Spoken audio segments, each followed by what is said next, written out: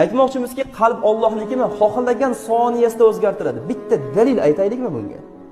Hayotda dalil. Fuzayl ibn Iyozni hamma taniydi, rahmatullohi alayhi. Oldin bu kishi qaroqchi bo'lgan. Subhanalloh. Mana bu joyini qarang endi. Qaroqchi, yo'l to'sar, shunaqa yomon odam bo'lgan. U kishini yomonlash emas, bir tarixni eslasangiz ham u kishini yomon ko'ra olmaysiz. Muhabbat shu qadar zo'rki, u kishini gunohlarini eslasangiz ham yomon ko'ra olmaysiz. Nimaga? Alloh yaxshi ko'rib qolgan. Qaroqchi, yo'l to'sar, birovi pulni olib qo'yib, yeb, urib, jo'natib yuborgan odam, uni iymonlarining masalasi boshqa, unga to'xtalmaymiz.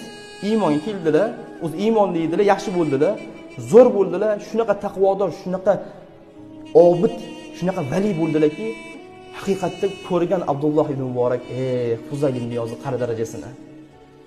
Bir oy oldin qanaqa edi-yu, bir oydan keyin qay darajaga yetdi? Abdulloh ibn Muborak guldiroz qarsak chovoryaptilar-da, oddiy qilib aytganda. Shu qadar yaxshi inson bo'lib ketganlar. Lekin Fuzayl ibn Iyozda Ali ibn Fuzayl degan o'g'illar bo'lgan. Taqdir taqozosi bilan bu ham g'irt yaramas bola bo'lib qoldi. Benamoz, betavfiq bola bo'lib qoldi, rosa gapirdilar, ko'nmadi. Kechqurun tahajjudga turdilar. Tahajjudga turdilar-da, namoz o'qib bo'lgandan keyin yig'ladilar.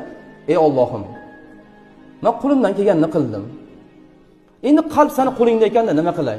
Bu bolamni o'zgartira olmadim. Qalblar seni qo'lingda. Sendan so'rayman, bolamga hidoyat bergin, tavfiq bergin. Seni yo'lingda yurishini, qiyomat kuni bu bilan birga jannatda ko'rishni orzu qilaman. Men qiynalib qolaman, o'zim jannatda-yu, bolam jahannamga tushib ketib qolsa. Sen rahimlidan rahimlisan. Sen bandangni xafa qilmaysan. Sen bandangni xijolat qildirib qo'ymaysan. Sen bandangning duosini ijobat qilasan, chunki Qur'onda aytgansan, duoingizni ijobat qilaman deb. Men senga duo qilaman, o'g'limni senga topshirdim. Hidoyat ber, tavfiq ber, rushd ber, shunday bir yaxshi inson bo'lsinki, uni jannatda ham ko'ray. Allohu akbar. Ulamolar aytadi, Ali ibn Fuzayl ibn Iyozdan 10 barobar yaxshi bo'lib ketdi deyshadi.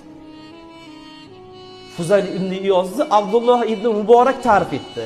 Endi Ali ibn Fuzayl ibn Iyozning o'g'lini butun olimlar ta'rif etib, Fuzayl ibn Iyozdan ham o'g'il o'tib ketib qoldi, ilmda ham, taqvoda ham, fiqhda ham deydi.